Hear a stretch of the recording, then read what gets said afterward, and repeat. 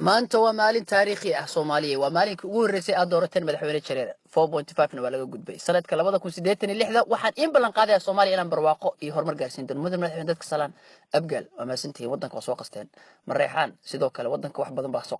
habar gidir idinkana wadanka waa qasteen sidoo kale Jareer kaale ma sha Allah adig waligaa wadanka maada qasin waxa maada sameyn ma sha Allah waligaa laan dheerayday iloobin raxaween waa maasantii bay dhaba qasteen xawaadle sheeqaal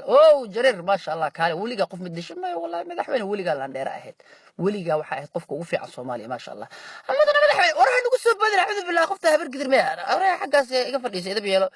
kaale Jareer ma sha Allah waligaa Allah waxa ahayd qof daacada wadanka waa wax maaleysay ben way laan kaabata ben way adaa laan dheer aha isaaq idinka maba islaamay wadanka kala jarabteen Jareer